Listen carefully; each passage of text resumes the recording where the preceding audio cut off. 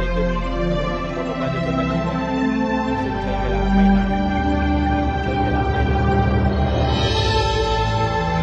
ขบวนราชเทรานั้นได้ยืนรอรับพระเจ้าพระคุณสมเด็จที่หน้าอาคารแล้วนะครับที่หน้าอาคารเ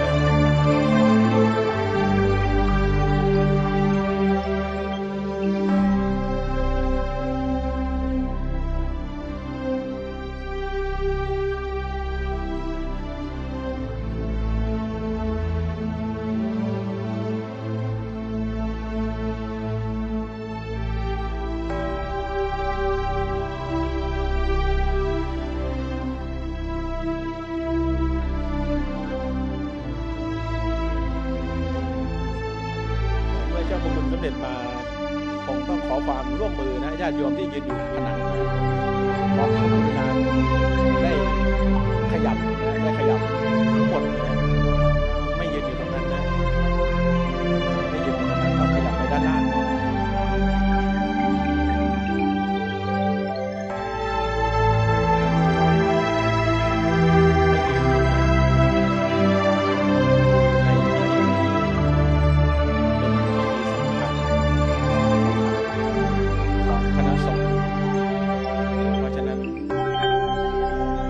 โยมที่ยืนอยู่พระคุณสมเด็จมาถึงแล้วขอความกรุณาได้ขยับได้ขยับได้ขยับไม่ยืนอยู่ที่ระเบียงนั้นไม่ยืนที่ระเบียงนั้นตอนนี้ขบวนท่านเจ้าพระคุณสมเด็จได้ขึ้นถนนบรมราชชนนีแล้วซึ่งใช้เวลาครู่เดียวประมาณ25 นาทีเพราะว่ามีรถนำด้วยนะครับ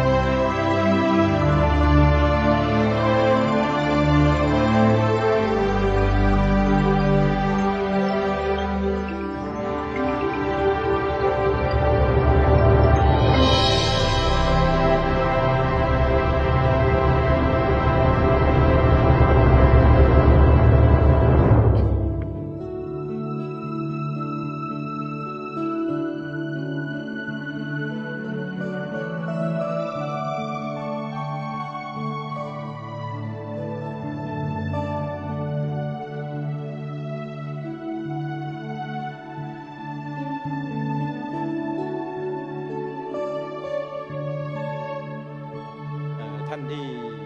มีป้ายรายชื่อนะครับระดับเจ้าอาวาสรับ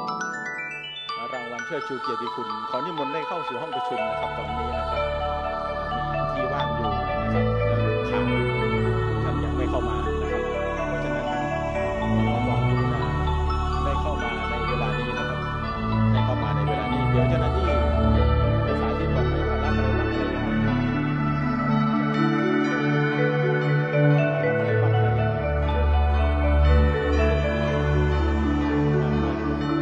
ยังไงที่เราทำงานนะ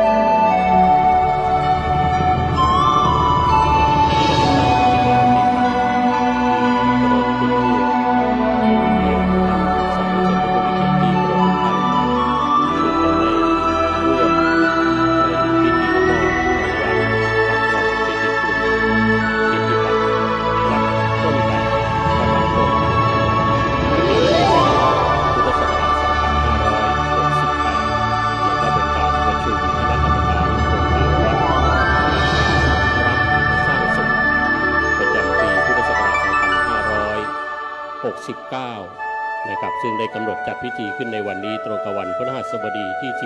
12 มีนาคมพุทธศักราช 2569 โดยคณะกรรมการโครงการวัดประชารัฐสร้างสุขซึ่งได้รับความเมตตาจากมหาวิทยาลัยมหามงกุฎราชวิทยาลัยโดยใช้สถานที่อาคารสุชีพปัญญานุภาพกราบขอบพระคุณในเมตตาพระเดชพระคุณอาจารย์ทัชกุลพระมงคลเมธาวัฒน์กรรมการและผู้ช่วยเลขานุการผลกลางนะครับซึ่งได้ให้โอกาสกับกระผมสุริยาสุตโธเจ้าหน้าที่จากสำนักงานพระพุทธศาสนาแห่งชาติขออนุญาตถวายถึงลำดับขั้นตอนพิธีการในการถวายการต้อนรับท่านเจ้าพระคุณสมเด็จพระมหาวีระวงศ์ซึ่งขณะนี้เดินทางใกล้จะถึงสถานที่ประกอบพิธีแล้วนะครับขอกราบพระนาพระคุณท่านซึ่งจะได้เข้ารับทั้งรางวัลพัดรองเกียรติคุณและก็เกียรติบัตรวัดต้นแบบในการนี้เข้าสู่ภายในห้องประชุมนะครับอาคารสุขีปัญญานุภาพอันเป็นสถานที่ประกอบพิธีพระคุณท่านและท่านผู้มีเกียรติที่เคารพครับเมื่อสักครู่นั้นพระเดชพระคุณอาจารย์ทัชกุลพระมงคลเมธาวัฒน์ได้ขอความร่วมมือท่านสาธุชนที่อยู่ภายในห้องประชุมแห่งนี้นะครับว่าด้านหลังนั้นจะไม่มีท่านใดยืนอยู่ด้านหลังนะครับเนื่องจากว่าท่านเจ้าพระคุณสมเด็จอยู่ด้านบนเวทีนั้นจะมองลงมาข้างล่างในแต่ละครั้ง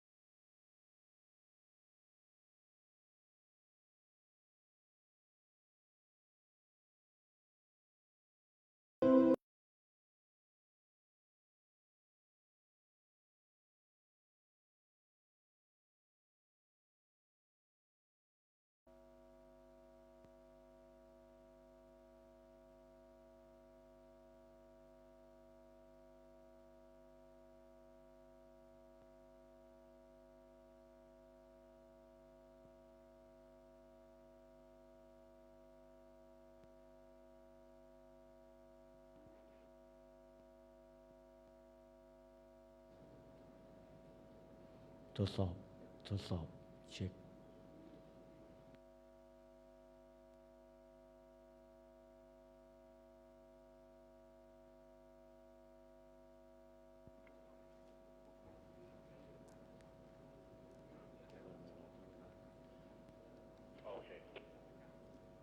เจ้าหน้าที่ที่ยืนอยู่ด้านติดผนังขอเชิญนั่งนะหาที่นั่งให้เรียบร้อยนะ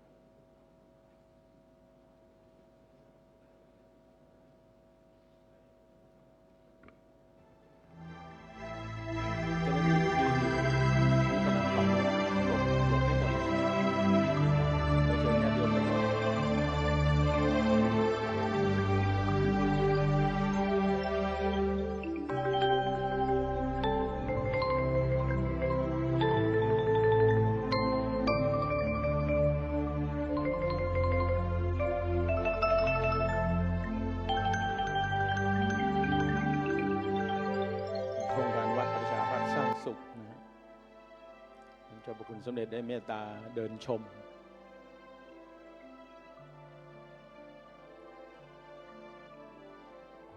วัดที่ได้รับเกียรติคุณเป็นวัดต้นแบบ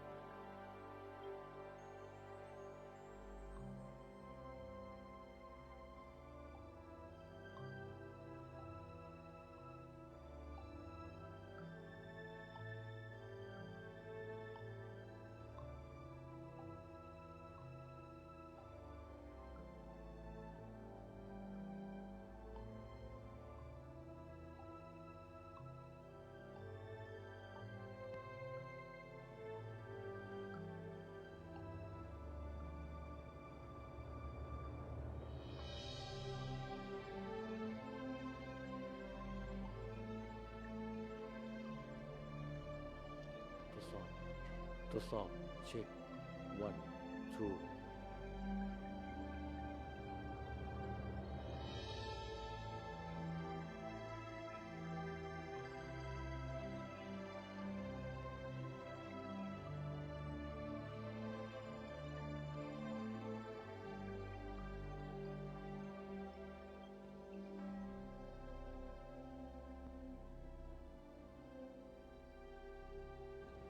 ใช่แล้วทดสอบ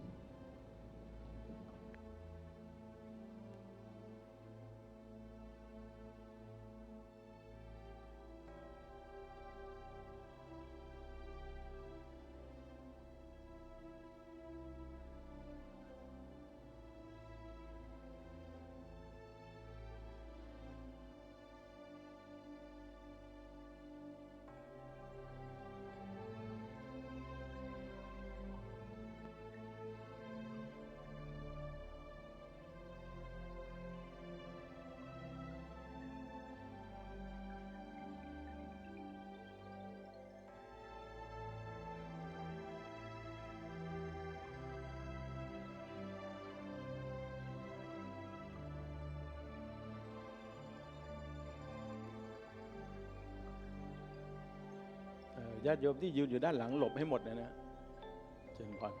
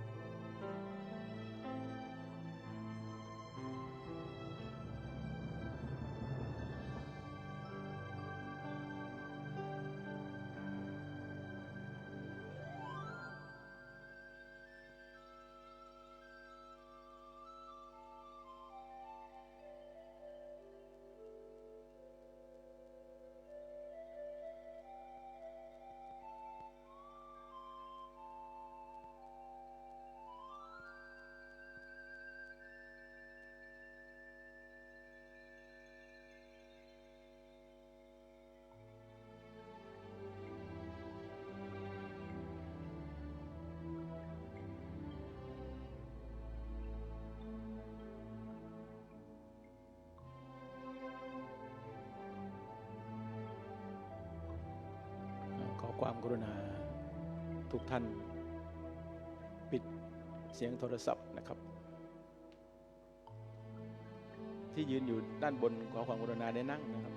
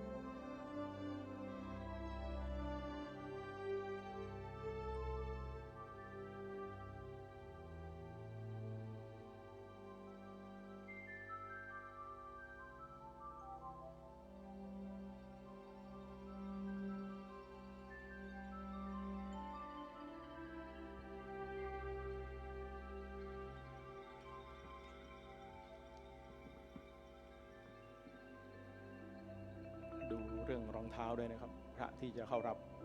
ให้ถอดรองเท้านะครับ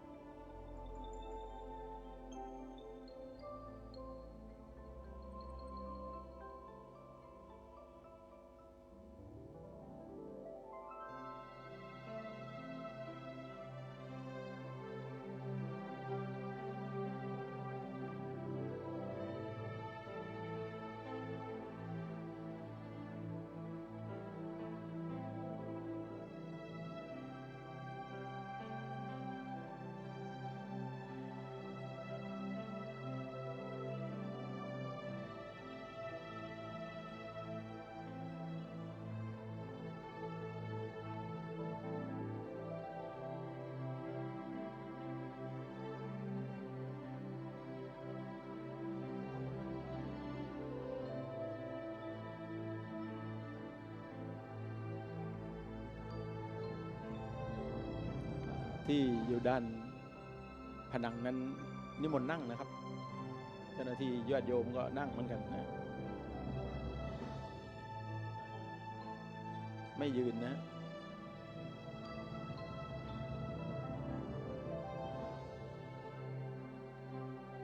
ที่มาใหม่ยืนอยู่นะครับนิมนต์เชิญด้วยเชิญนั่งเชิญหาที่นั่งนะถ้าไม่มีก็จำเป็นต้องนั่งด้านล่าง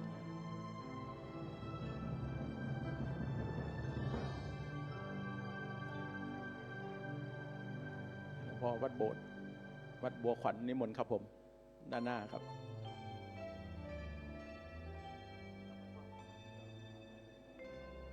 ครับแล้วก็รองเจ้าหน้าจังหวัดนนทบุรีด้วยนิมนต์ครับ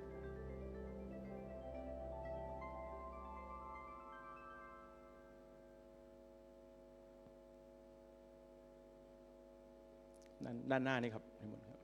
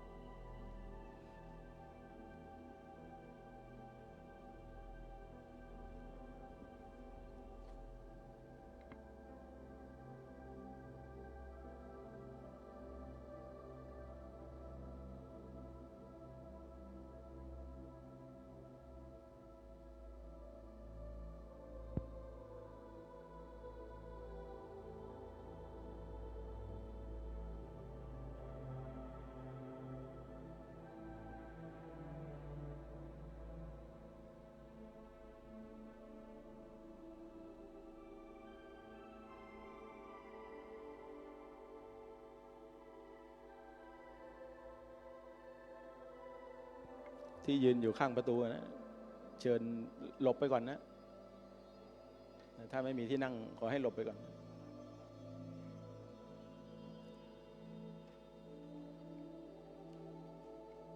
นิมนต์เจ้าอาวาสนะครับนิมนต์เข้ามานั่งได้เลยครับ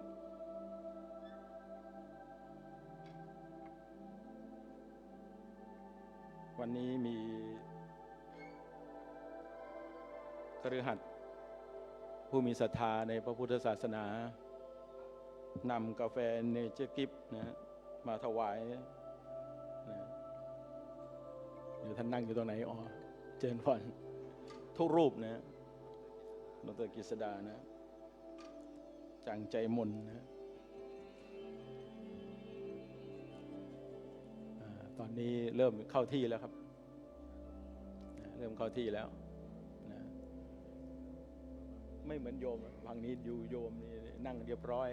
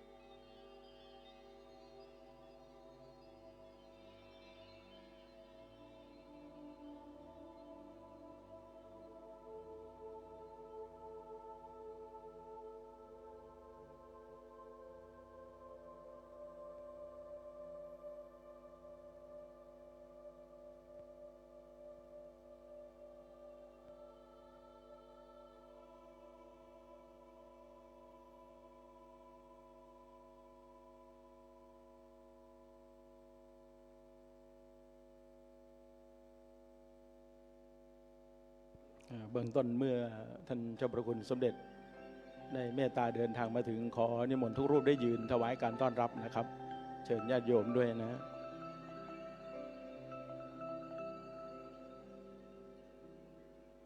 แล้วพระเดชพระคุณจะได้นำจุดธูปเทียนบูชาพระรัตนตรัยนะครับเสร็จแล้วถวายเครื่องสักการะท่านเจ้าพระคุณสมเด็จพระอริยวงศาคตยานสมเด็จพระสังฆราชสกลมหาสังฆปรินายก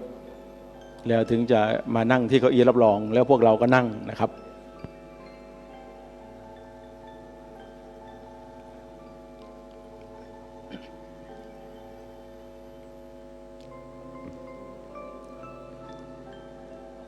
ช่างภาพอยู่ฝั่งนู้นทั้งหมดนะฮะ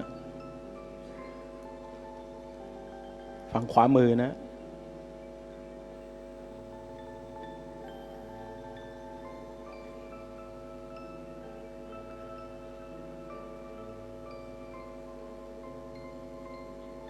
นิมนต์หลวงพ่อวัดตากฟ้า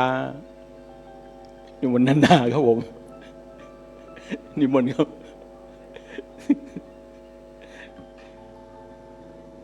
นิมนต์ครับ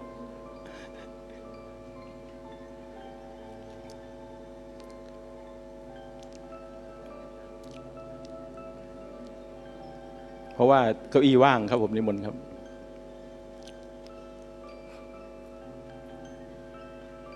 บัตรประชาธิปไตยด้วยนะนิมนต์ครับนิมนต์ครับ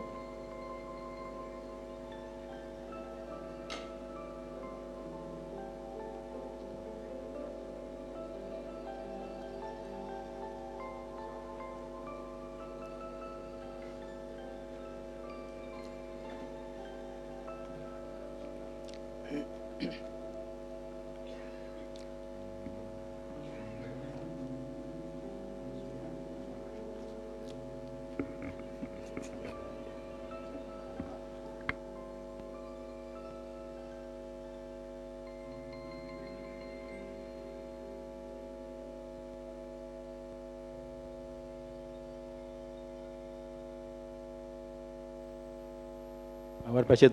วัดอรุณราชวรารามนิมนต์นั่งข้างหน้าดีกว่านิมนต์ครับนี่ข้างหน้าว่างครับ2 เก้าอี้นิมนต์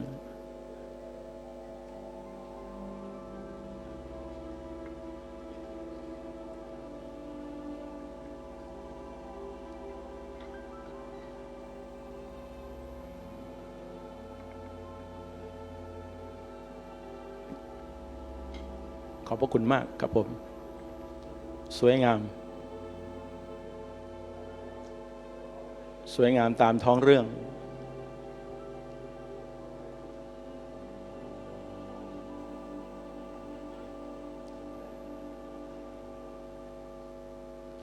พร้อม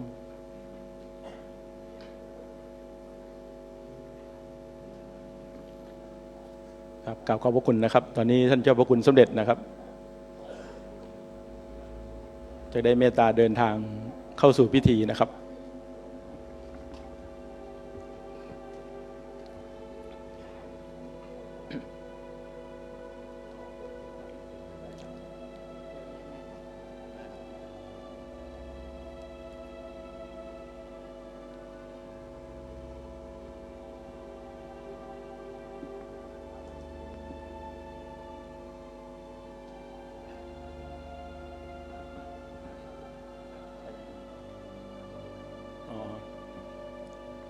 นิมนต์ทุกรูปยืนขึ้นครับผมเจริญพรญาติโยมสาธุชน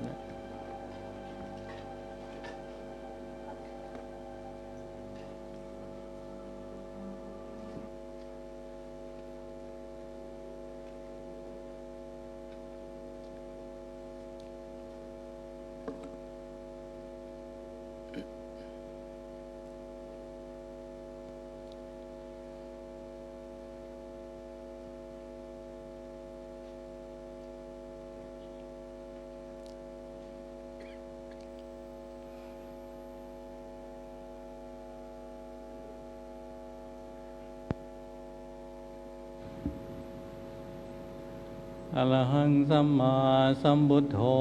ภะคะวาอะระหังสัมมาสัมพุทโธภะคะวาพุทธังภะคะวันตังอภิวาเทมิ พุทธังภะคะวันตังอภิวาเทมิ สวากขาโตภะคะวะตาธัมโมสวากขาโตภะคะวะตาธัมโมธัมมังนัมมัสสามิ ธัมมังนัมมัสสามิ สุปฏิปันโนภะคะวะโตสาวกสังโฆสุปฏิปันโนภะคะวะโตสาวกสังโฆสังฆังนะมามิ สังฆังนะมามิ หันดมยังบุทธัสสะภะคะวะโตปุปภากนัมการังกโรมาเสนะโมตัสสะภะคะวะโตอะระหะโตสัมมาสัมพุทธัสสะนะโมภะคะวะโตอะอะระหะโตสัมมาสัมพุทธัสสะนะโมตัสสะภะคะวะโตอะระหะโตสัมมาสัมพุทธัสสะ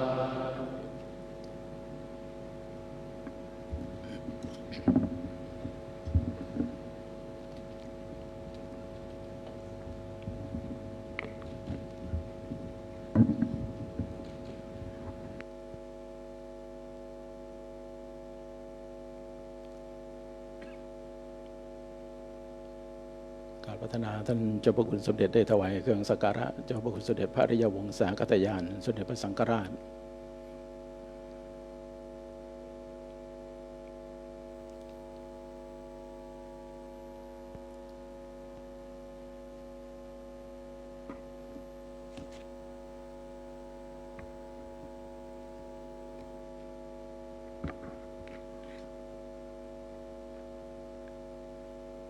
ขอนิมนต์และขอเชิญนั่งครับผม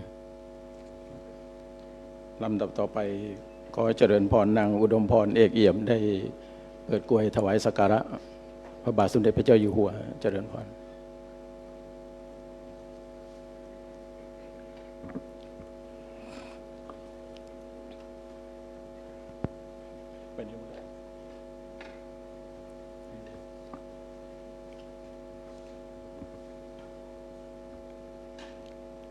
ยืนขึ้นนะ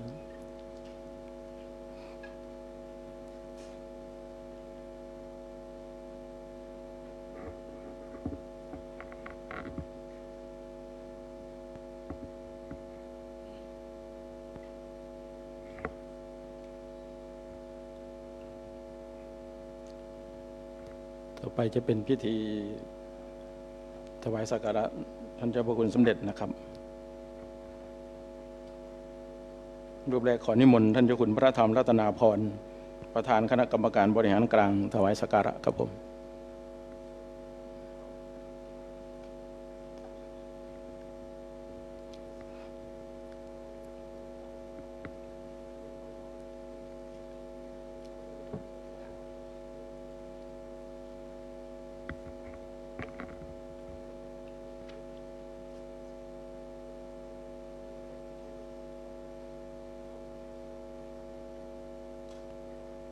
รูปที่สองนิมนต์ท่านเจ้าคุณพระธรรมวชิรจินดาภรณ์อธิการบดีมหาวิทยาลัยมหามกุฏราชวิทยาลัยครับ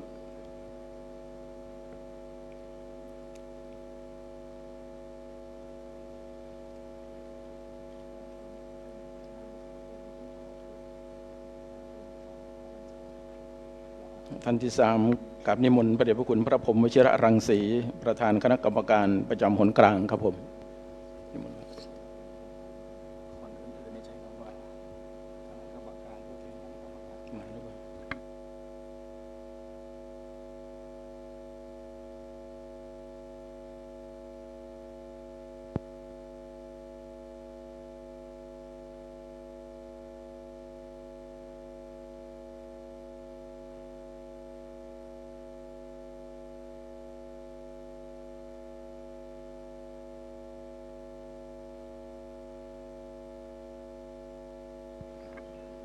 ลำดับต่อไปเป็นผู้แทนหนตะวันออกครับพระราชวชรศรีมาพรครับนิมนต์ครับ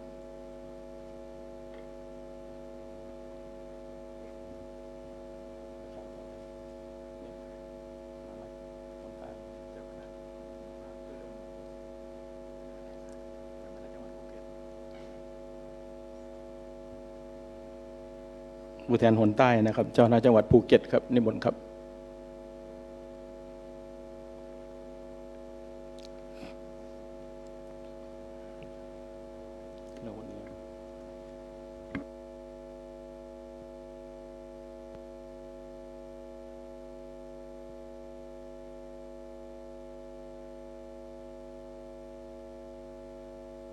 หนเหนือนะครับพระเดชพระคุณพระเทพสิงหวราจารย์ครับ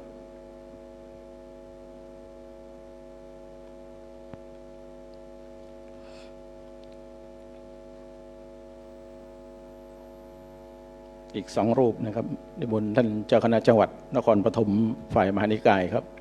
และเจ้าคณะจังหวัดนครปฐมฝ่ายธรรมยุทธ์ครับครับนิมนต์เลยครับ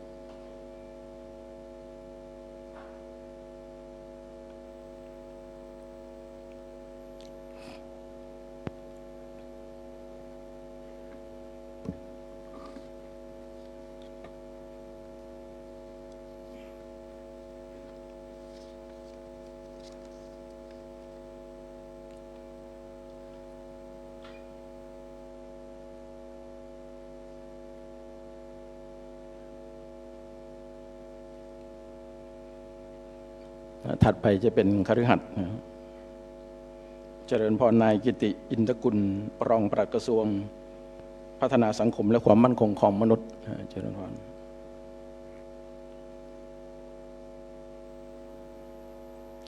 นายสมาวิทย์สุพันธ์ภัยรองผู้ว่าราชการจังหวัดนครปฐมเจริญพร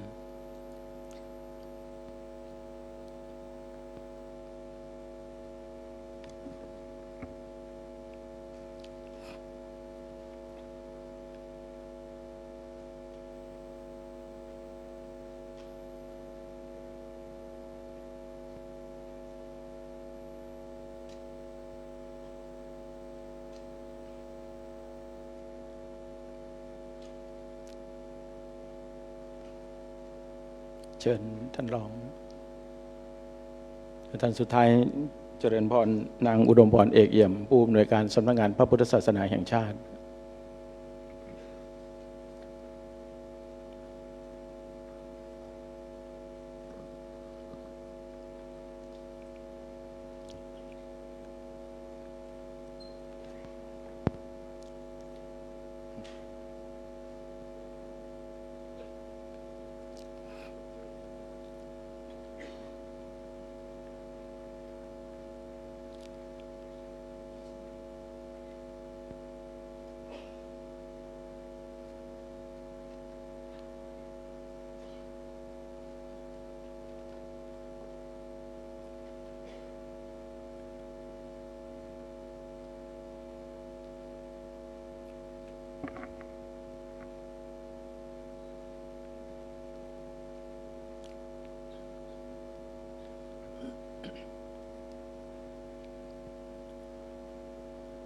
ลำดับต่อไปเป็นพิธีกล่าวถวายรายงานแด่ท่าน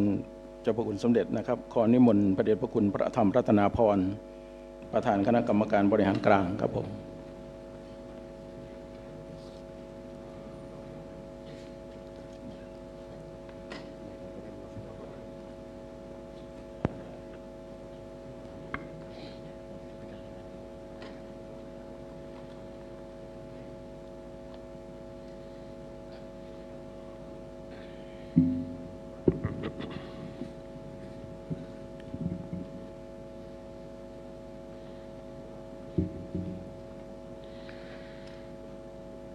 ขอประธานกราบเรียน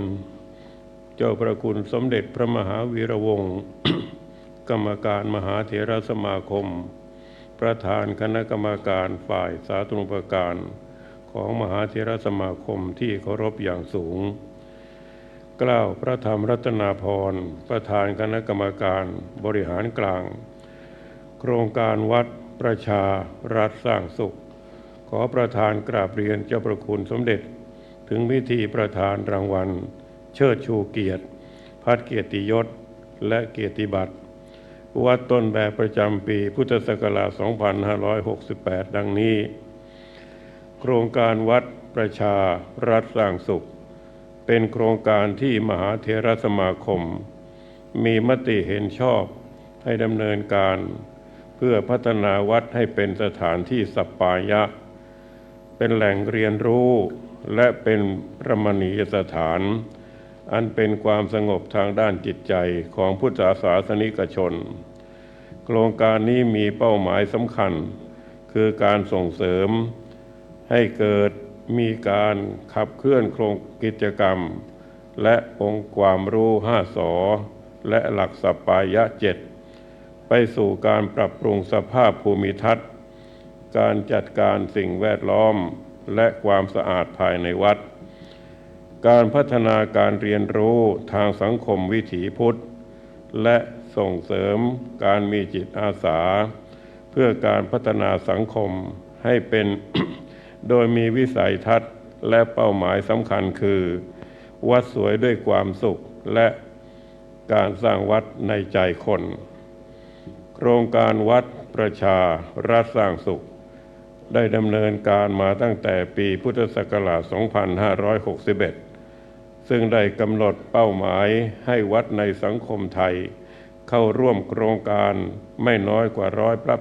80%ในปีพุทธศักราช 2570 โดยมีการประสานความร่วมมือกับหน่วยงานต่างๆ เช่น กระทรวงมหาดไทยกรมส่งเสริมการปกครองท้องถิ่นกรมการพัฒนาชุมชนกรมอนามัยมหาวิทยาลัยมหาจุฬาลงกรณราชวิทยาลัยมหาวิทยาลัยมหามกุฏราชวิทยาลัยและสำนักงานพระพุทธศาสนาแห่งชาติเพื่อขับเคลื่อนโครงการวัดประชารัฐสร้างสุขให้สำเร็จผลรวมทั้งมี ตัวชี้วัดที่เป็นรูปธรรมในการนำไปสู่เพื่อปฏิบัติพัฒนาคุณภาพสิ่งแวดล้อมของวัดและชุมชนสำหรับในระยะที่2จนถึงปี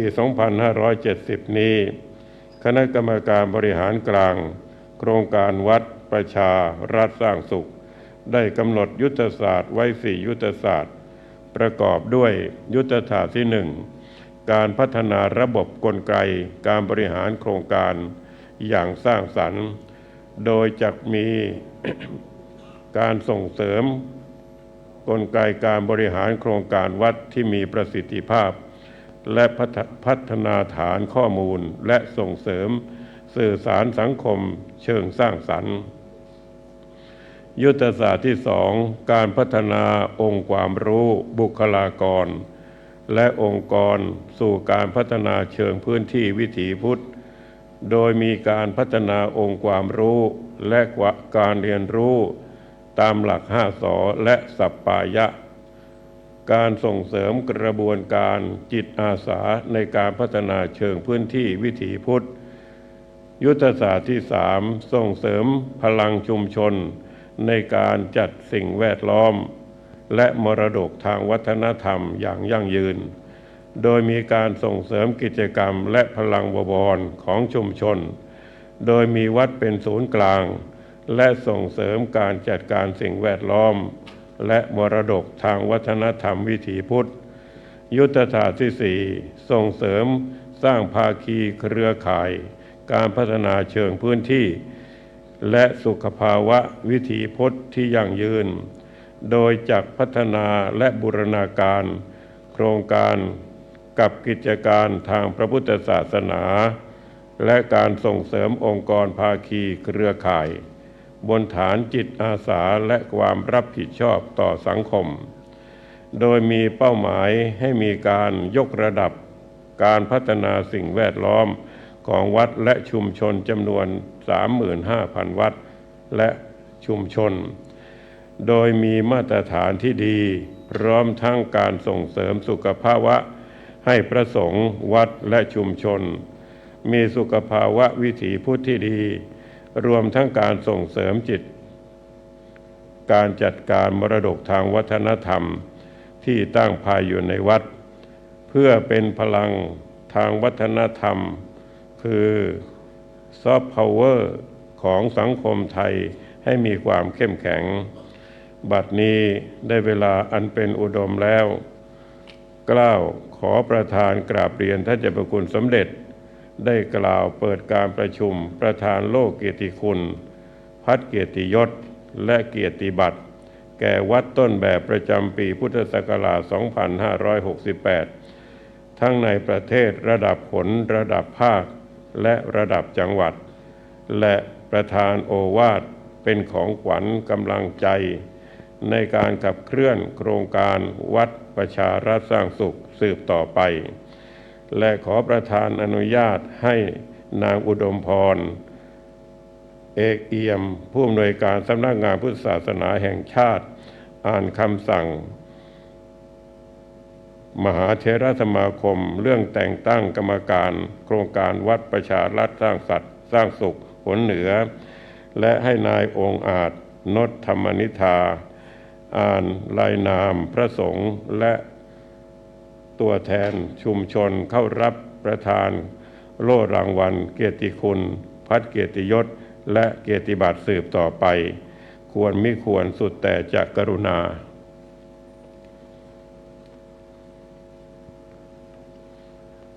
ท่านเจ้าพระคุณสมเด็จจะได้อ่านพระบัญชาสมเด็จพระสังฆราชนะครับ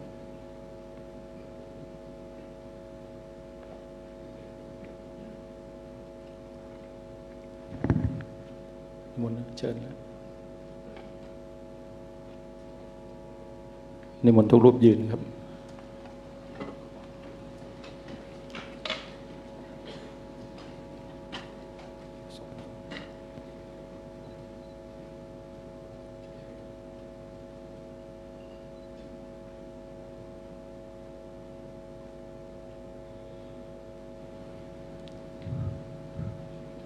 เจ้าพระคุณสมเด็จพระสังฆราชโปรดมีพระบัญชาให้ข้าพเจ้าเชิญพระโอวาทประทานมาอย่างท่านทั้งหลายดังต่อไปนี้ขออนุโมทนาสาธุการที่ทุกท่านได้มาพร้อมเพรียงกันด้วยสามัคคีธรรมและอปริหานิยธรรม ในพิธีมอบรางวัลพระรองเกียรติคุณและเกียรติบัตรวัดต้นแบบระดับผลประจำปีพุทธศักราช 2568 และประชุมคณะกรรมการโครงการวัดประชารัฐสร้างสุขวันนี้ ชาติไทยดำรงมั่นอยู่ในทุกส่วนภูมิภาคไม่ว่าจะระดับรัฐหรือระดับชุมชนก็ดี ก็ด้วยพุทธศาสนาและคณะสงฆ์ในขณะเดียวกันวัดและคณะสงฆ์ดำรงอยู่ดังมั่นคงได้ก็เพราะพวงประชาชนชาวไทยผู้มีกุศลศรัทธาคอยเกื้อกูลอุปถัมภ์อุปถากอยู่เสมอถ้าวัดดำรงฐานะเป็นแดนบุญของบ้านอย่างแท้จริงและบ้านดำรงฐานะเป็นมิตรที่แท้จริงของวัดอยู่ตราบใดความสงบสุขสถาพรของแผ่นดินไทยย่อมเป็นที่หวังได้อยู่ตราบนั้นโครงการวัดประชารัฐสร้างสุขได้ดำเนินภารกิจตามวัตถุประสงค์อันดีงามมาหลายปีกระทั่งบังเกิดสำฤทธิผลเป็นที่ประจักษ์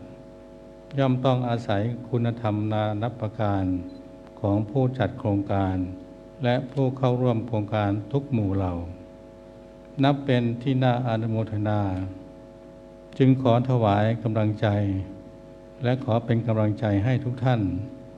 จงมั่นคงในคุณธรรมอย่าได้ท้อถอยขอให้ถึงพร้อมด้วยอิทธิบาททั้งสี่คือฉันทะวิริยะจิตตะวิมังสาในการประกอบกรณียกิจเพื่อประสิทธิผลอันรุ่งเรืองของทั้งชาวบ้านและชาววัด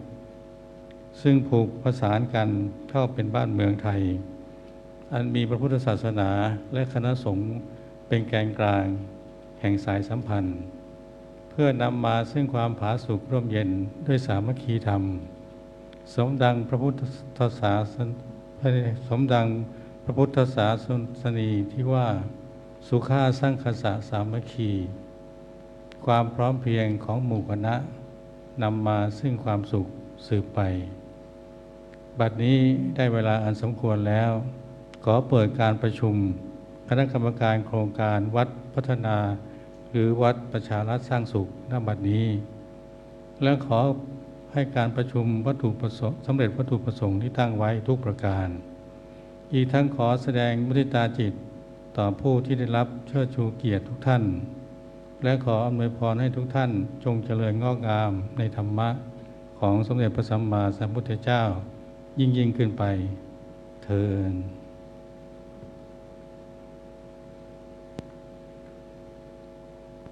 บนนั่งครับผม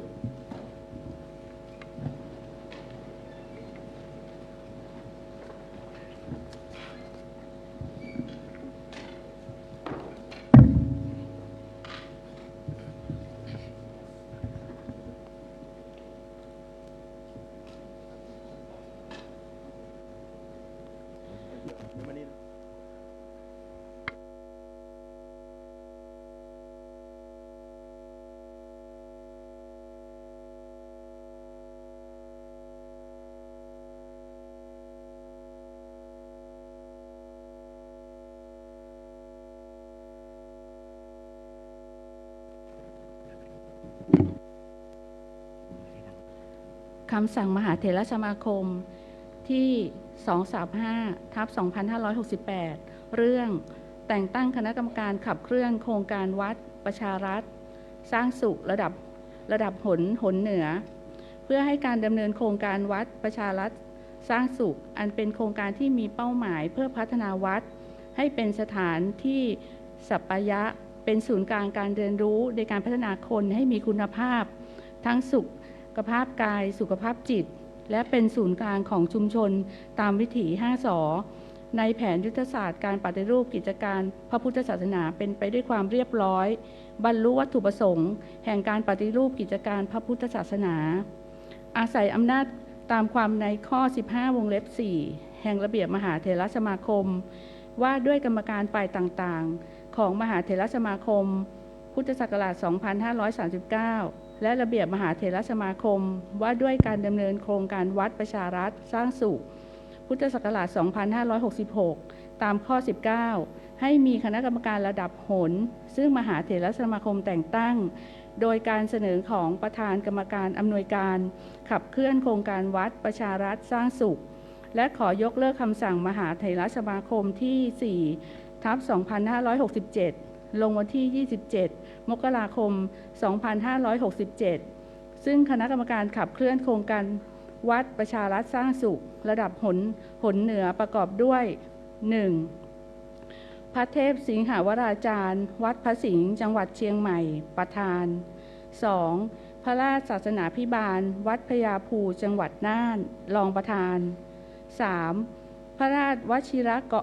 รากรวัดท่าไม้เหนือจังหวัดอุตรดิตถ์กรรมการ 4. พระราชพัชรธรรมเมธีวัดมหาธาตุจังหวัดเพชรบูรณ์กรรมการ 5. พระราชวชิรคณีวัดพระธาตุผาเงาจังหวัดเชียงรายกรรมการ 6. พระราชรัตนเวที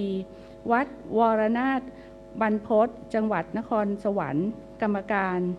7. พระวินัยสาธรวัดพระแท่นศิลาอาสน์จังหวัดอุตรดิตถ์กรรมการ 8. พระโกษัยเจติยารักษ์วัดพระธาตุช่อแห่จังหวัดแพร่กรรมการ 9. พระอุดมบัณฑิตวัดเบญจมบพิตรดุสิตวนารามกรุงเทพมหานครกรรมการ 10. พระวสุทธิวัชราภรณ์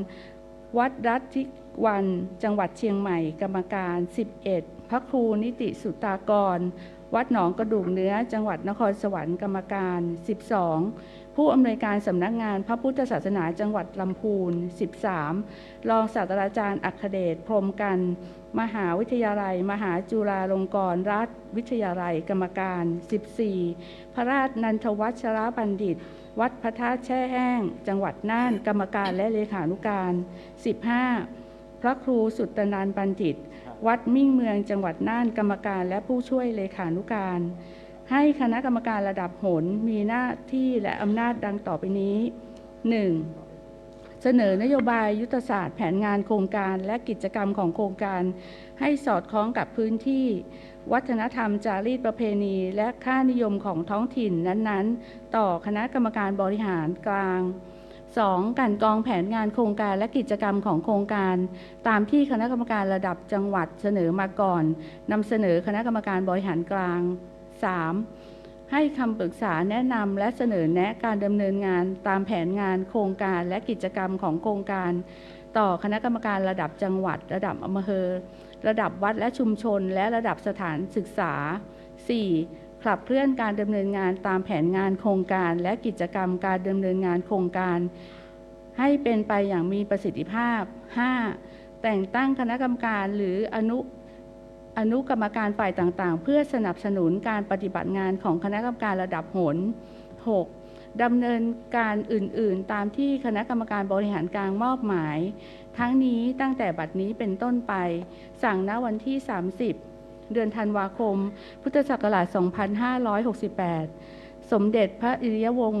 ศาคตยานสมเด็จพระสังฆราชสกลมหาสังฆปรินายกประธานกรรมการมหาเถรสมาคม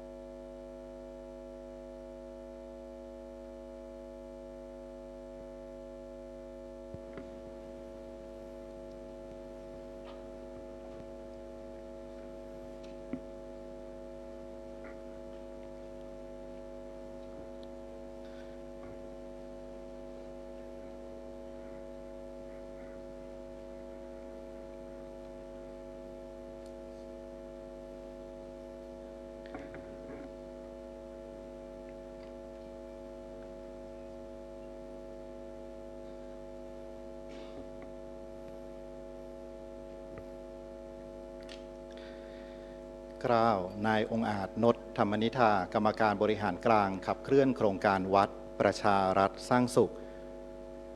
กราบขอประทานอนุญาตได้ขานรายนามของวัดที่ได้รับการประกาศเกียรติคุณเป็นวัดต้นแบบในระดับผล และวัดต้นแบบในระดับจังหวัดดังนี้ รายชื่อวัดต้นแบบระดับผลประจำปีพุทธศักราช 2568 คณะสงฆ์หนกลาง วัดเทวสังฆาราม จังหวัดกาญจนบุรี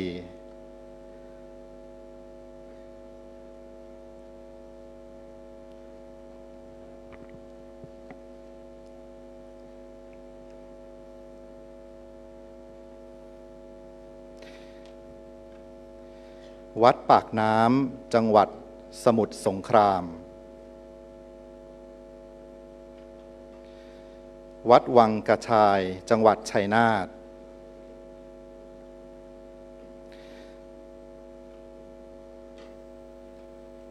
วัดตะปอนใหญ่จังหวัดจันทบุรี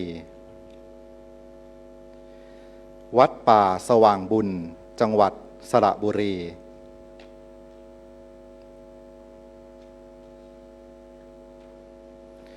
วัดลาดสวายขออภัยครับ วัดลาดหวายจังหวัดสมุทรปราการ วัดต้นแบบระดับผลประจำปีพุทธศักราช 2568 คณะสงฆ์หนเหนือ วัดวังหินจังหวัดพิษณุโลก วัดช้างเคียนจังหวัดเชียงใหม่ วัดป่าสันติธรรมจังหวัดนครสวรรค์ วัดเชียงยืนจังหวัดเชียงราย รายชื่อวัดต้นแบบระดับหนประจำปีพุทธศักราช 2568 คณะสงฆ์หนตะวันออก วัดป่าธรรมปาละวนาราม จังหวัดสกลนคร วัดนาใหญ่จังหวัดนครราชสีมา วัดโนนสำราญสถิตจังหวัดมหาสารคาม วัดป่าห้วยทรายจังหวัดมุกดาหาร วัดเนินผาสุกจังหวัดปราจีนบุรี รายชื่อวัดต้นแบบระดับหนพุทธศักราช 2568 คณะสงฆ์หนใต้ วัดสุวรรณคูหาจังหวัดพังงา วัดพระบรมธาตุเจดีย์เขียนบางแก้วจังหวัดพัทลุง และวัดสุชนจังหวัดนครศรีธรรมราช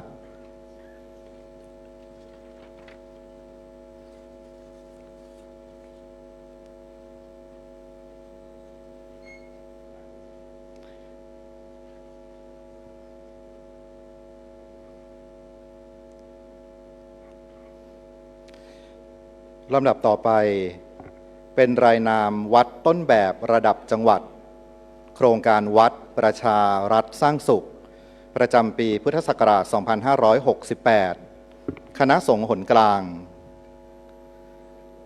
วัดแทนวันดีสุขาราม กรุงเทพมหานคร วัดแก้วพิทักษ์เจริญธรรมกรุงเทพมหานคร วัดพิกุลเงินจังหวัดนนทบุรี วัดมะสงจังหวัดนนทบุรี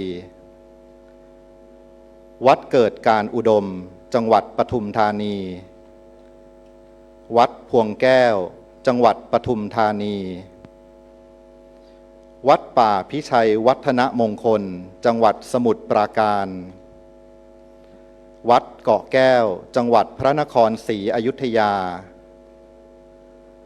วัดสมณโกฏฐารามจังหวัดพระนครศรีอยุธยา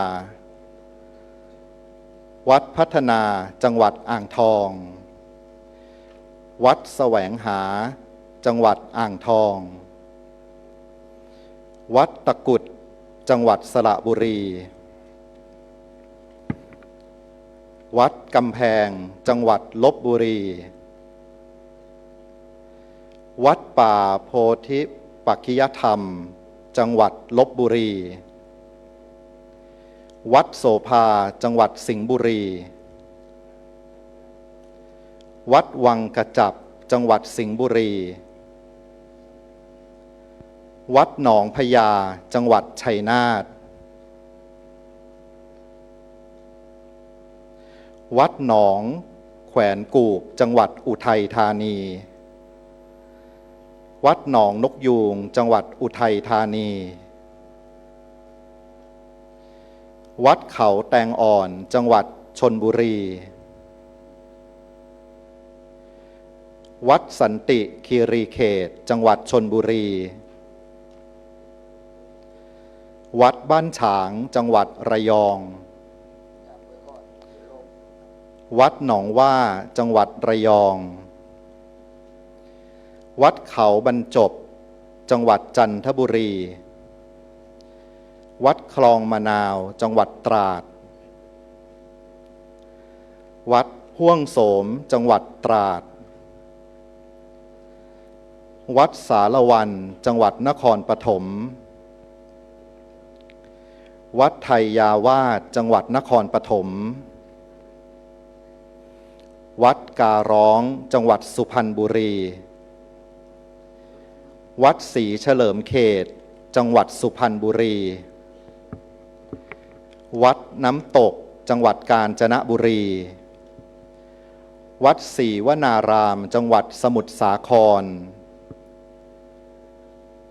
วัดสุวรรณรัตนารามจังหวัดสมุทรสาคร วัดเกตน้อยอัมพวันจังหวัดราชบุรี วัดหุบกระทิงจังหวัดราชบุรี วัดดอนบ้านใหม่จังหวัดเพชรบุรี วัดบรรพตาวาสจังหวัดเพชรบุรี วัดบางคนทีนอกจังหวัดสมุทรสงคราม วัดนาล้อมจังหวัดประจวบคีรีขันธ์ วัดนาหูกวางจังหวัดประจวบคีรีขันธ์ วัดต้นแบบระดับจังหวัดหนเหนือ วัดหัวถนนจังหวัดนครสวรรค์ วัดห้วยถั่วใต้จังหวัดนครสวรรค์ วัดวิจิตรารามจังหวัดพิจิตร วัดทับหมันจังหวัดพิจิตร วัดราชบูรณะจังหวัดเพชรบูรณ์ วัดทุ่งวารีลาบอุดมจังหวัดเพชรบูรณ์ วัดนาควัชระโสพลจังหวัดกำแพงเพชร วัดสวนทศพลยานจังหวัดกำแพงเพชร วัดป่าสักจังหวัดพิษณุโลก วัดศรีชุมจังหวัดสุโขทัย วัดชัยอุดมจังหวัดสุโขทัย วัดมงคลนิมิตรจังหวัดอุตรดิตถ์ วัดทุ่งเอี้ยงจังหวัดอุตรดิตถ์ วัดอารัญญิกวนารามจังหวัดตาก วัดนาโบดจังหวัดตาก วัดเชื้อ7 ตนจังหวัดเชียงราย วัดทุ่งมอกจังหวัดพะเยา วัดหนองลาวจังหวัดพะเยา วัดวังพร้าวจังหวัดลำปาง วัดเตาปูนจังหวัดลำปาง วัดร่องฟองจังหวัดแพร่ วัดศพสายจังหวัดแพร่ วัดพงจังหวัดน่าน วัดดอยแยงจังหวัดน่าน วัดช่างทองจังหวัดเชียงใหม่ วัดป่านาบุญจังหวัดเชียงใหม่ วัดหนองปลาขอจังหวัดลำพูน วัดป่าวิสุทธิยานมงคลจังหวัดลำพูน วัดทรายขาวจังหวัดแม่ฮ่องสอน วัดต้นแบบระดับจังหวัดหนตะวันออก วัดศรีตะวนารามจังหวัดอุดรธานี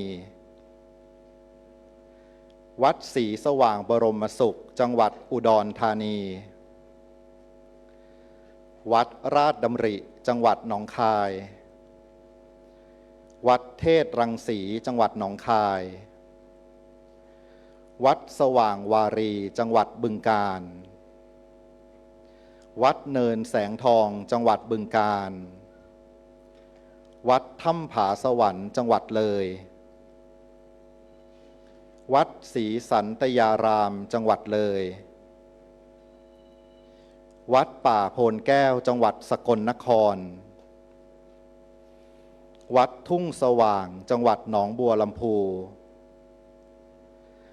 วัดหนองบัวคำแสนจังหวัดหนองบัวลำพู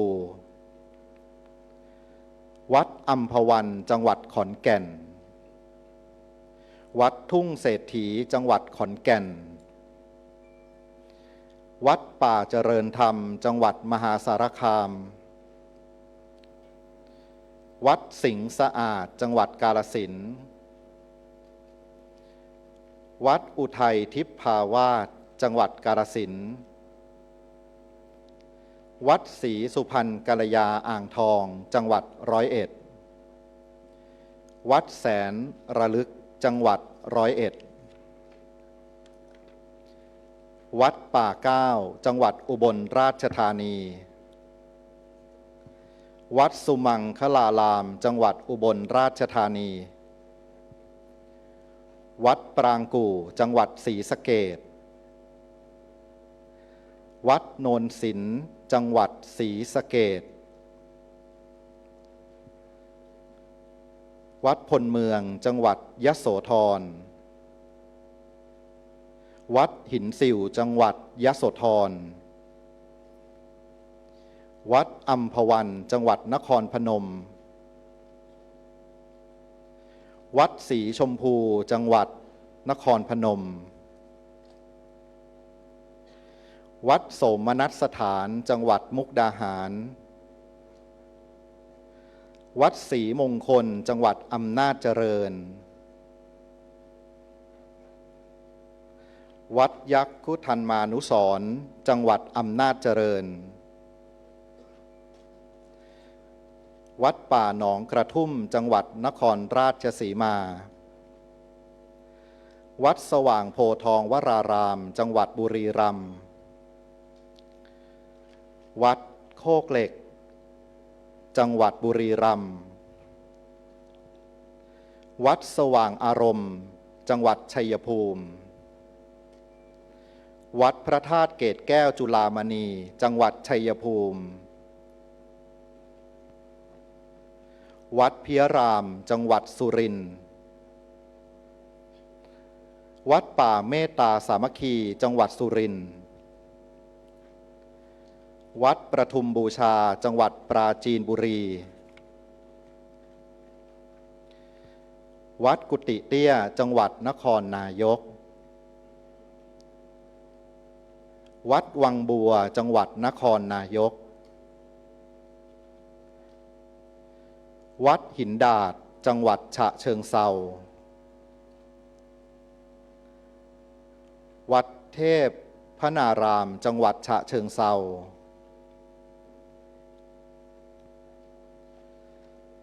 วัดหนองสังจังหวัดสระแก้ว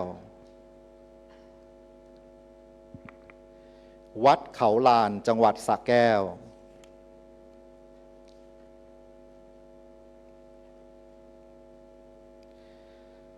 วัดต้นแบบระดับจังหวัดหนใต้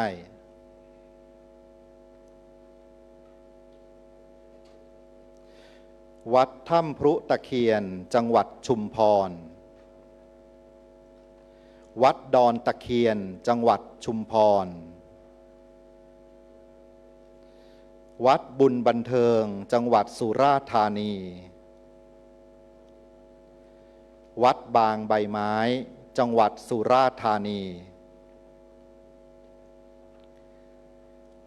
วัดศาลามีชัยจังหวัดนครศรีธรรมราช วัดห้วยยอดจังหวัดตรัง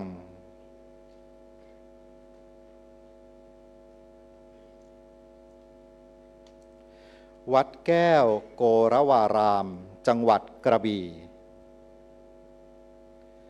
วัดโพเลื่อนจังหวัดกระบี่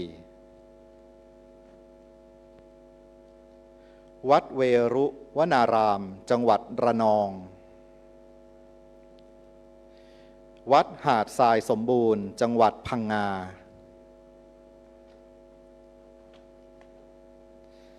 วัดเทพนิมิตรจังหวัดภูเก็ต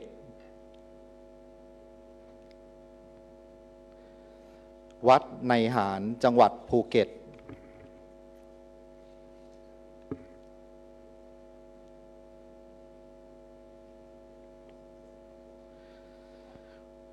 วัดพรุนายขาวจังหวัดพัทลุงวัดน้ำน้อยในจังหวัดสงขลาวัดปทุมธาราวาสจังหวัดสงขลาวัดจันทาดาประชารามจังหวัดยะลาวัดกุมพีรบรรพตจังหวัดสตูลวัดมะกรูดจังหวัดปัตตานีและวัดสวนธรรมจังหวัดนราธิวาส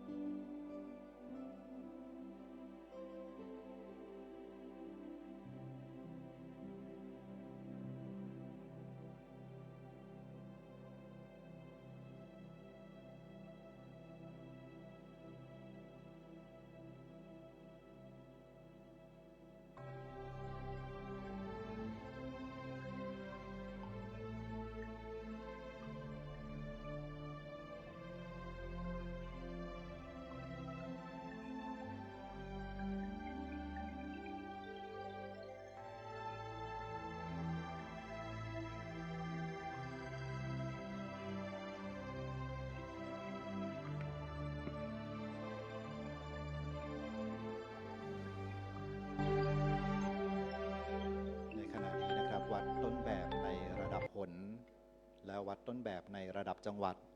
ที่ได้ร่วมกันขับเคลื่อนโครงการวัดประชารัฐสร้างสุข ได้ขึ้นรับการประกาศเกียรติคุณ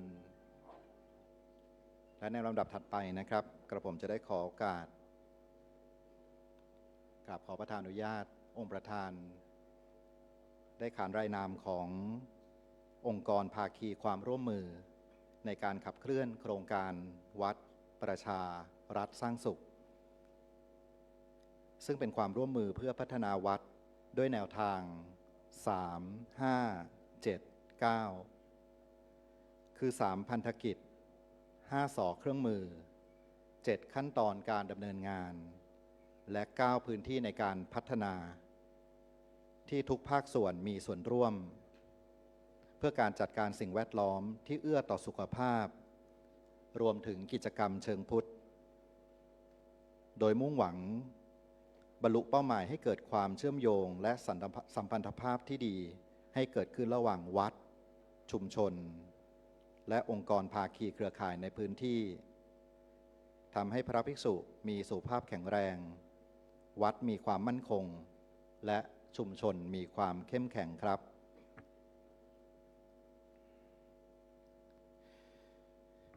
รายนามองค์กรภาคีความร่วมมือประกอบด้วย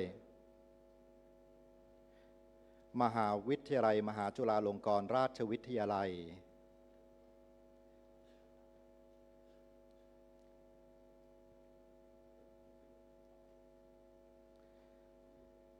มหาวิทยาลัยมหามกุฏราชวิทยาลัย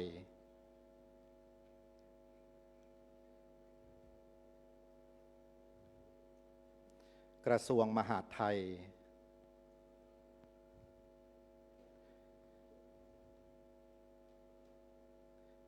กระทรวงวัฒนธรรม สำนักงานพระพุทธศาสนาแห่งชาติ ซึ่งได้รับเกียรติจากท่านอุดมพร เอกเอี่ยม ผู้อำนวยการสำนักงานพระพุทธศาสนาแห่งชาติ ให้เกียรติมาร่วมในงานนะครับ กระทรวงศึกษาธิการ กระทรวงการพัฒนาสังคมและความมั่นคงของมนุษย์ กรมการปกครอง กรมส่งเสริมการปกครองท้องถิ่น กรมการพัฒนาชุมชน กรมการเปลี่ยนแปลงสภาพภูมิอากาศและสิ่งแวดล้อม กรมอนามัย กรมการศาสนา และบริษัทเนเจอร์กิฟต์จำกัด ซึ่งวันนี้ได้รับเกียรติจากท่านดร.กฤษดาจางใจมน CEO Nature Gift ได้มาร่วมในงานและนำผลิตภัณฑ์กาแฟ Nature Gift มาถวายแด่วัดที่ได้รับการประกาศเกียรติคุณทุกวัดครับ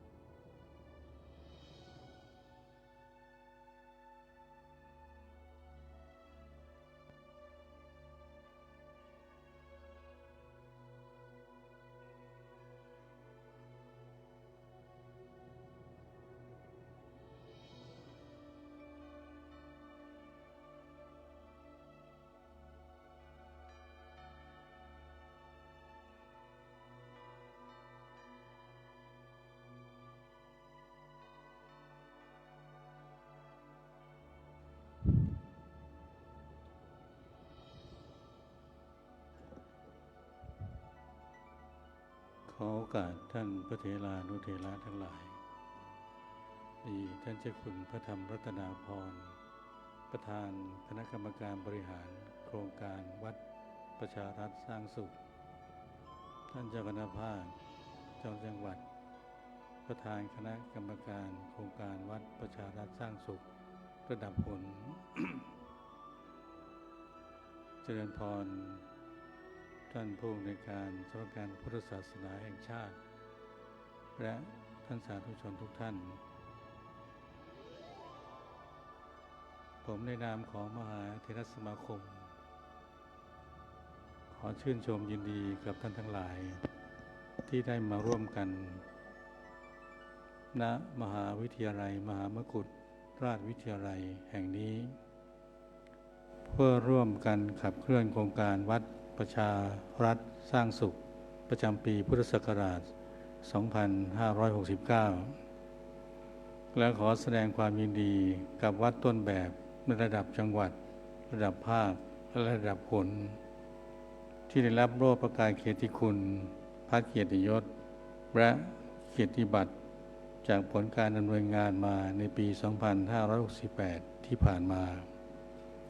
ซึ่งนับว่าท่านทั้งหลายได้ทุ่มเทกำลังกายกำลังใจ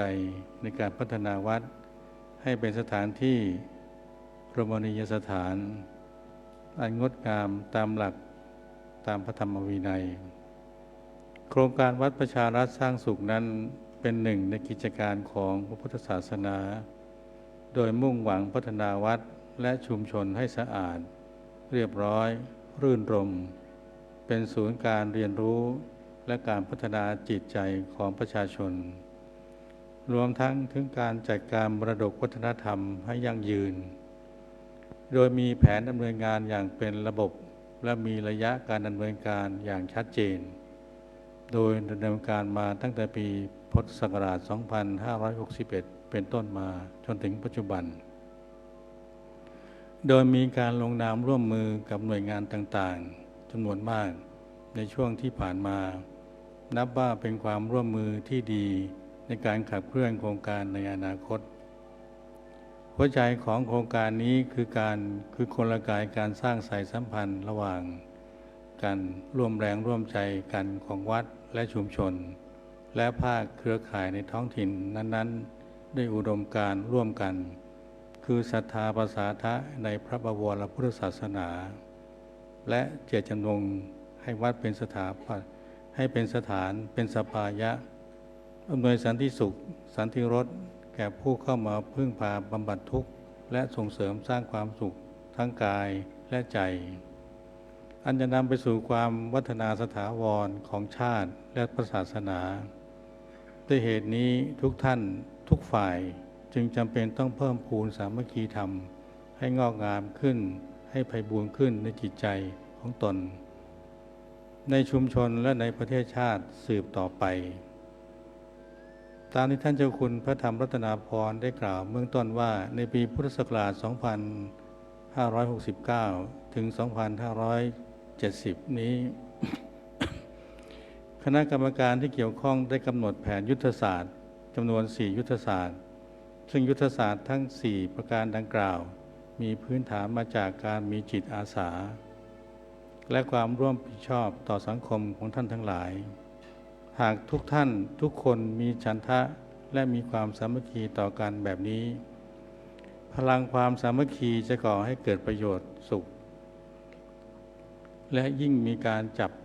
คู่การพัฒนากันมากขึ้นก็จะทำให้โครงการนี้สำเร็จผลยิ่งขึ้นไปและหากมีการนำหลักการนำการไปสู่การจัดพัฒนาระดับมรดกทางวัฒนธรรมทางพระพุทธศาสนาในสังคมไทยก็จะยังประโยชน์ให้เกิดพลังสร้างสรรค์ในการส่งเสริมคุณค่าของมรดกไทยซึ่งเป็นที่ทราบกันดีว่าปัจจุบันประเทศไทยมีมรดกโลกทางวัฒนธรรมจำนวน 4 แห่งอันประกอบด้วย 1. เมืองประวัติศาสตร์สุโขทัยศรีสัชนาลัยกำแพงเพชรและเมืองบริวาร 2. นครประวัติศาสตร์พระนครศรีอยุธยาจังหวัดพระนครศรีอยุธยา 3. อุทยานประวัติศาสตร์ศรีเทพจังหวัดเพชรบูรณ์ 4. อุทยานประวัติศาสตร์ภูพระบาทจังหวัดอุดรธานี และ 5. แหล่งโบราณคดีบ้านเชียงจังหวัดอุดรธานีและนอกจากนี้ยังมีพื้นที่มรดกทางวัฒนธรรมที่ขึ้นทะเบียนเบื้องต้นหรือขึ้นบัญชีของศูนย์มรดกโลกยูเนสโกและการพัฒนาสู่เป็นมรดกโลกในอนาคตอีก 6 แห่งได้แก่กลุ่มเทวสถานปราสาทพนมรุ้นปราสาทเมืองต่ำจังหวัดบุรีรัมย์ 2. อนุสรณ์สถานและภูมิทัศน์วัฒนธรรมของนครหลวงล้านนาจังหวัดเชียงใหม่ 3. พระปรางวัดอรุณราชวรารามอัตลักษณ์แห่งกรุงรัตนโกสินทร์กรุงเทพมหานคร 4. พระธาตุพนมและกลุ่มสิ่งก่อสร้างประวัติศาสตร์จังหวัดนครพนม 5. วัดพระมหาธาตุวรมหาวิหารจังหวัดนครศรีธรรมราชและ 6. ชุมชนเมืองเก่าสงขลาจังหวัดสงขลามรดกทางวัฒนธรรมเหล่านี้มีคุณค่าทางประวัติศาสตร์และวัฒนธรรมอันดีงามของเมืองไทยหากท่านทั้งหลายได้ช่วยกันดูแลรักษาควบคู่กับโครงการวัดประชารัฐสร้างสุขก็จะอำนวยผลให้เกิดความงดงามทางสิ่งแวดล้อมและวัฒนธรรมสืบต่อไปขออนุโมทนากุศลจิตจริยาที่ท่านคณะสงฆ์และคณะกรรมการโครงการวัดประชารัฐสร้างสุขในระดับต่างๆพร้อมด้วยเครือข่ายการดำเนินการเช่นกระทรวงมหาดไทยกระทรวงวัฒนธรรม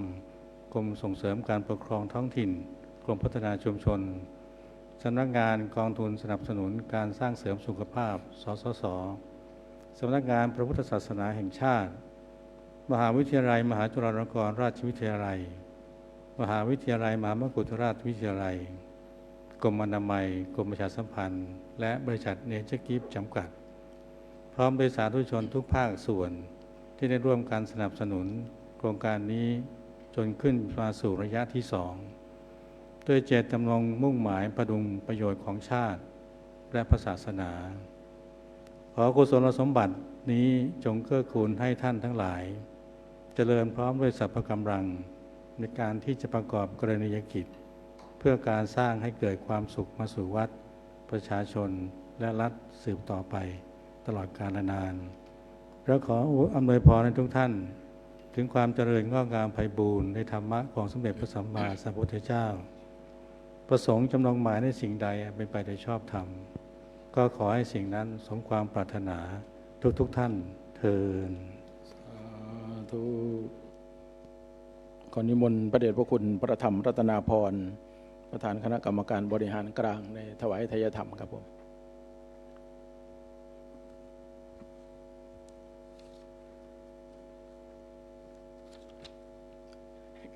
ขึ้นนี้ใกล้กว่า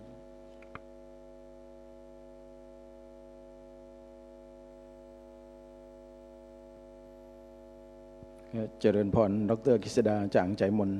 ถวายทายธรรมด้วยเจริญพร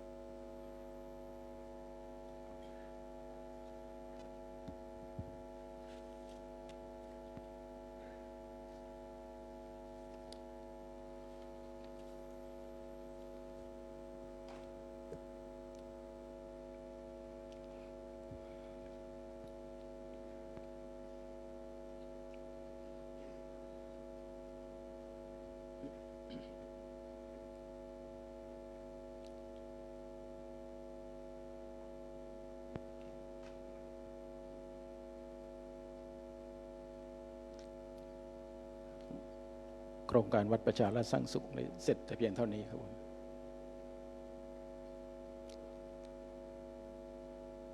นิมนต์ทุกรูปยืน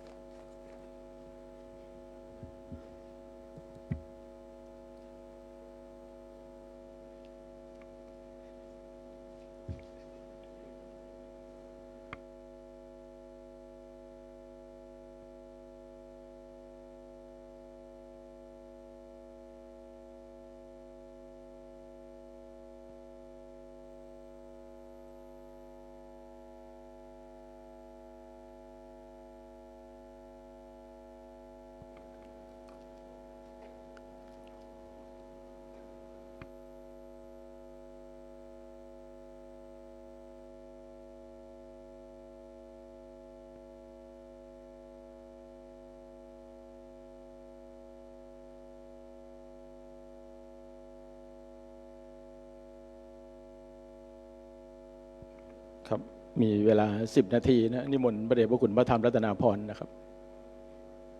นิมนต์ครับนิมนต์ทุกรูปนั่งครับผม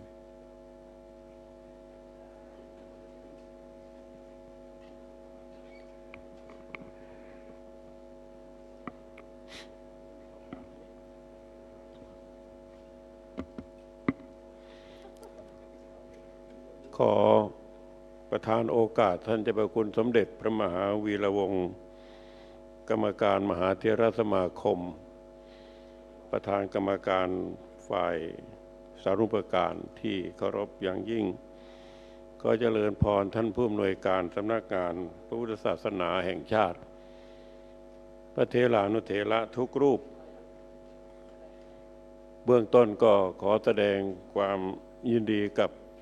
วัดทุกวัดที่ได้รับเชิดชูเกียรติ โลกเกียรติยศแล้วก็พัดรองประกาศนียบัตรเกียรติบัตรซึ่งวันนี้ได้มากันพร้อมหน้าแล้วก็ญาติโยมทุกท่านวัดโครงการวัดประชารัฐสร้างสุขนี้ถือได้ว่าเป็นโครงการหนึ่งในแผนการปฏิรูปพระพุทธศาสนาของมหาเถรสมาคมก็ผมดีใจที่วัดทั้งหลายได้ทำหน้าที่นี้ซึ่งสามารถที่จะตอบโจทย์ได้ ตอบโจทย์กับชาวบ้านได้ว่ามีวัดไว้ทำไมนั่นก็คือวัดเป็นรมณียสถานเป็นสปายะเป็นที่พักผ่อนของญาติโยมทั้งหลายที่เข้ามาพักผ่อนอาศัยเมื่อเข้ามาวัดแล้วเนี่ยวัดก็สามารถที่จะปรับปรุงสภาพจิตใจของคนได้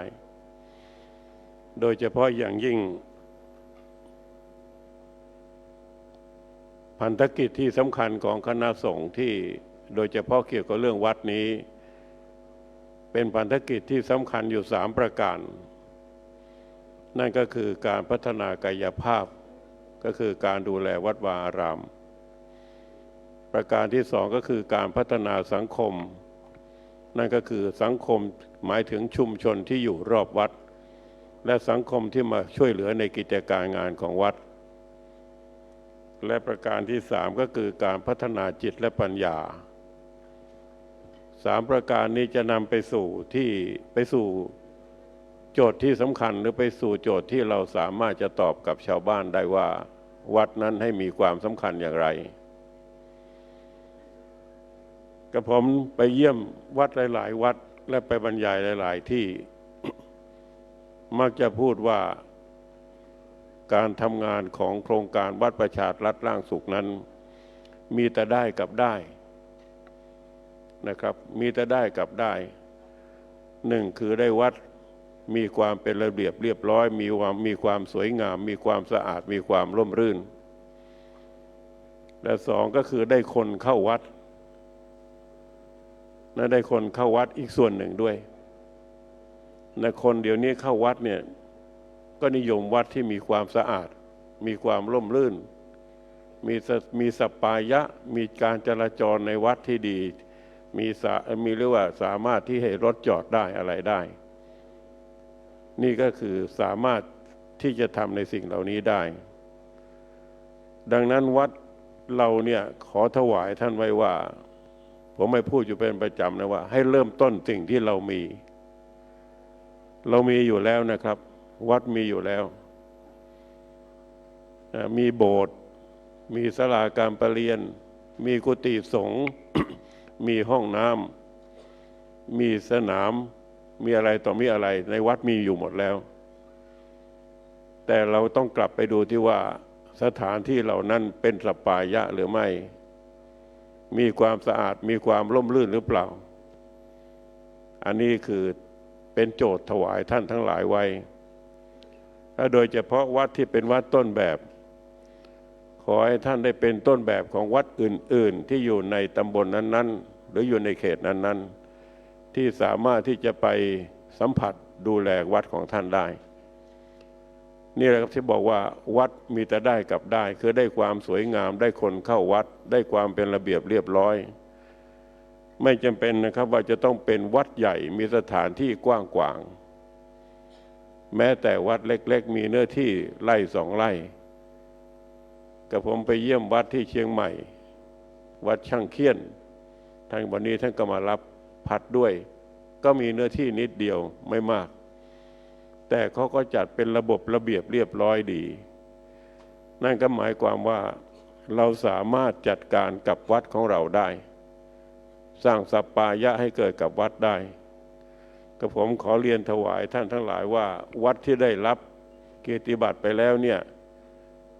เป็นพระนามของสมเด็จพระอริยวงศาคตญาณสมเด็จพระสังฆราชที่ประทานแก่วัดต้นแบบแต่เหมือนหนึ่งว่าท่านได้รับรางวัลอันทรงค่าได้รับเกียรติอันทรงค่าจากสมเด็จพระสังฆราชที่ประทานให้แก่พวกเราอย่าไปสวดมนต์ฉันเช้าฉันเพลนะเดี๋ยวจะนึกขลังขึ้นมาไปสวดมนต์ฉันเช้าฉันเพลเอาไปตั้งโชว์ไว้ว่าเนี่ยวัดของเรานี้ได้รับรางวัลได้เกียรติยศเช่นนี้เพื่อเป็นการให้กำลังใจกับญาติโยมที่เข้ามาเยี่ยมในวัดไร่หว่าด้วยครับกับผมขอถวายไว้คือจะไม่พูดมากแต่ขอย้ำไว้ว่าการทำวัดให้เป็นรมณียสถานหรือเป็นไปตามแผนยุทธศาสตร์นั้นขอให้ท่านเริ่มต้นกับสิ่งที่เรามีอยู่แล้วนะครับวัดเรามีอยู่แล้วนะครับขอถวายท่านไปเลยนะครับและทุกสิ่งทุกอย่างเมื่อเราทำแล้วนี่มันจะนำไปสู่หลายๆอย่างได้1ได้คนเข้าวัดได้สังคมมาช่วยเหลือวัดได้ภาคีเครือข่ายเข้ามาช่วยเหลือกิจการต่างๆของวัดเมื่อวัดของเราสะอาดดีมีความเรียบร้อยดีแล้วเนี่ยมันก็จะนำไปสู่ในข้อที่3นั่นก็คือการพัฒนาจิตและปัญญาท่านก็สามารถที่จะทำให้วัดนั้นน่ะญาติโยมเข้ามาปฏิบัติธรรมเข้ามาฟังเทศน์ฟังธรรมในวันพระวันเจ้าได้อะไรได้แล้วก็อาจจะจัดกิจกรรมอื่นๆอันเอื้ออำนวยแก่พระพุทธศาสนาได้จัดให้มีการเรียนการสอนธรรมศึกษาอะไรก็ตามเราสามารถจะได้เมื่อสถานที่เรามีความเป็นสัปปายะแล้วอันนี้ก็ผมขอฝากถวายไว้คือที่ขึ้นมากล่าวนี่ก็คือว่ามายินดีกับพวกท่านทั้งหลายด้วยแล้วก็ขอให้พวกท่านทั้งหลายนั้นเป็นต้นแบบของวัดอื่นๆด้วยนะครับเป็นต้นแบบของวัดอื่นๆด้วยท่านจะได้วัดอื่นๆจะได้มาดูเป็นตัวอย่างเป็นต้นแบบแล้วก็นำไปปรับปรุงวัดของตนเองแต่งานนี้จะขับเคลื่อนได้สมบูรณ์แบบไม่ใช่ตรงนี้นะครับไม่ใช่ประธานคณะกรรมการไม่ใช่ประธานมหาเถรสมาคมไม่ใช่แต่หัวเรือใหญ่ที่สำคัญที่สุดนะครับขอถวายท่านไว้ก็คืออยู่ที่ท่านเจ้าคณะจังหวัดเจ้าคณะจังหวัดนั้นต้องเป็นผู้ที่ขับเคลื่อนเป็นผู้ที่ขอโทษนะครับใช้คำว่าจุดไฟลนก้นสักหน่อยหนึ่งนะก็คงจะได้ไปได้ดีนะคือบอกสักหน่อยหนึ่งได้ทำงานได้สะดวกมิฉะนั้นแล้วงานก็ไม่เดินนะครับเพราะนั้นในโครงการปีใหม่เนี้ย2569นี้ก็ขอถวายท่านไว้ว่าวัดใดที่อยู่ในหัวใจของท่านเจ้าคณะจังหวัดก็พยายามที่ให้ทำกิจกรรมเรื่องนี้แต่ถ้าหากว่าที่จริงแล้วอยากจะให้ในจังหวัดนั้นน่ะมีการแจกรางวัลกันบ้างให้เจ้าคณะจังหวัดซึ่งนโยบายของกระผมนั้นได้พูดไปในที่ประชุมอยู่เสมอว่าคือปีหนึ่งเนี่ยให้คัดตำบลละ1วัดตำบลละ1วัดแล้วก็คัดถ้าหากว่าเสร็จแล้วก็คัดให้เหลือมี30ตำบลก็30วัด30วัดเนี่ยก็คัดให้เหลือจังหวัดละ2วัดแล้ววัดที่ไม่ได้ที่ไม่อยู่ใน2วัดนั้นก็ให้จังหวัดนั้นได้มอบรางวัลให้เกียรติบัตรให้ก็ยังดีเพื่อเป็นขวัญเป็นกำลังใจให้กับท่านเจ้าอาวาสท่านว่าเจ้าคณะจังหวัดท่านยังให้ความสนใจให้ความร่วมมืออย่าไปจี้เอานะครับเพราะว่าไปจี้เอาเนี่ยไปบอกว่าเอาวัดนี้ทำเนี่ยวัดนี้ทำเนี่ยผมไม่เห็นด้วยนะไม่เห็นด้วยเลยแต่อยากจะให้วัดหลายๆวัดได้ทำงานเรื่องนี้ด้วยลงไปหลายๆวัดนะครับลงไปหลายๆวัดอย่างน้อยตำบลละวัดปีนี้ตำบลวัดนี้อย่างปีนี้ที่ท่านทั้งหลายที่ได้แล้วเนี่ยอยู่ในตำบลเนี้ย ก็วัดที่ยังไม่ได้เข้าก็เรียกว่ายังไม่ได้เข้าโครงการก็เข้าโครงการนี้จังหวัดก็นำเข้าโครงการนี้แล้วก็ดำเนินการนะครับขอถวายไว้เท่านั้นนะครับเพราะว่าเห็นใจเพราะเดี๋ยวต้องเดินไปไกลไปฉันข้าว นะครับเอาละครับขอขอบคุณนะครับขอขอบคุณแล้วก็แสดงความยินดีกับท่านเจ้าคณะพระสังฆาธิการแล้วก็วัดต้นแบบทุกๆวัดที่ได้รับรางวัลได้รับโล่เกียรติยศได้รับพระเกียรติยศอย่าลืมนะครับตั้งไว้ในที่สูงๆนะครับแล้วก็อย่าไปฉันเช้าฉันเพลนะเป็นห่วงเหลือเกินนะผมเดี๋ยวบอกไปโชว์เลยบอกเนี่ยอาตมาได้รับรางวัลมาไม่ใช่นะเอาไปตั้งไว้ว่านี่คือเราได้รับเกียรติยศอันสำคัญยิ่งกับการที่เราได้ทำหน้าที่ของท่านเจ้าอาวาสได้ทำหน้าที่พัฒนาวัดนะครับขอบคุณครับ